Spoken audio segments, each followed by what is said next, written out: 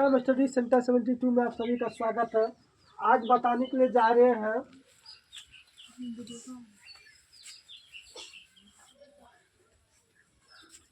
बनावट या रचना की दृष्टि से शब्द के भेद। बनावट या रचना की दृष्टि शब्द में कितने भेद होते हैं? 3 होते हैं। कौन कौन होते हैं?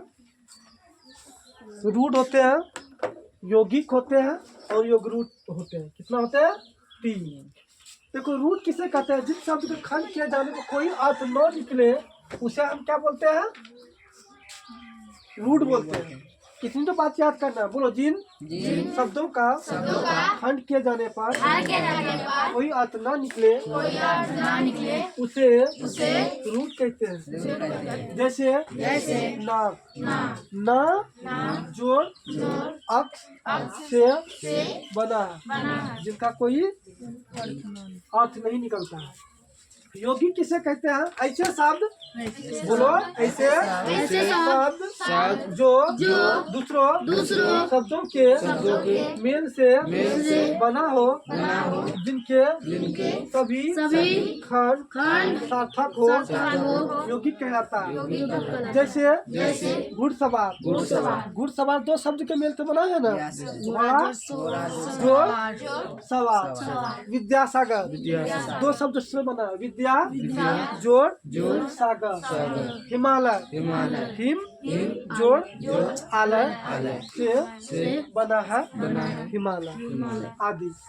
तो ऐसे शब्द जो दूसरे शब्दों के मेल से बना हो उन्हें हम क्या बोलते हैं? सार्थक कहते हैं। क्या कहते हैं? सॉरी सार्थक शब्द को यौगिक कहलाता है। क्या कहलाता है? यौगिक कहलाता है। योगरूढ़ किसे कहते हैं? देखो, रूढ़ प्लस यौगिक के योग को हम क्या बोलते हैं? योगरूढ़ कहते हैं। पार्टिकुलेशन किताब का आधार पर दिए हैं। जैसे योगरूढ़ क्या होता है? ऐसा शब्द जो साधारण अर्थ को छोड़कर विशेष अर्थ ग्रहण करे उसे क्या कहलाते हैं? योगरूढ़ कहलाते हैं। विशेष अर्थ समझते हैं? जिसके स्पेशली नाम हो, विशेष नाम हो, उसे हम क्या बोलेंगे? योगरूढ़ बोलेंगे। क्या बोलेंगे? योगरूढ़। जैसे पंकज का अर्थ क्या होता है? कमल। लंबोदर किसको कहा जा रहा है? गणेश जी को, जो कि शिव का बड़े पुत्र है, और दूसरा पुत्र का नाम क्या है? कार्तिक। चक्रपाणी किसको कहा जाता है? विष्णु को। ये सब क्या है? स्पेशली नाम है।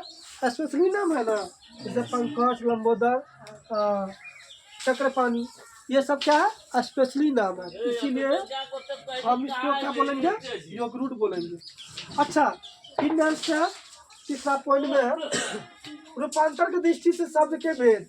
रूपांतर की दृष्टि से शब्द के 2 भेद है। कौन कौन है? विकारी शब्द और अविकारी शब्द। विकारी शब्द वे हैं जिनके रूप, लिंग, वचन एवं कारक पुरुष के अनुसार बदलते हैं। क्या होता है? पुरुष के अनुसार बदलते रहता है। जैसे संज्ञा, स्वनाम, विशेषण, क्रिया। दूसरी बात, अविकारी शब्द वे होते हैं और क्या होता है? नहीं। और क्या होता है? नहीं। वे शब्द जिनके रूप नहीं बदलते हैं, ऐसे शब्द क्या कहलाते हैं? अविकारी कहलाते हैं। क्या कहलाते हैं? ऐसे शब्द 4 हैं। कौन कौन है? क्रिया विशेषण, संबंध सूचक, समुच्चयवाचक, विस्मयादि बोधक। तो 4 इसका 4 उसका, कुल कितना हो गया? विकारी प्लस अविकारी का भेद कितना हो गया? 8। कितना हो गया? 8। फिर से एक बात याद दिलवा देते हैं।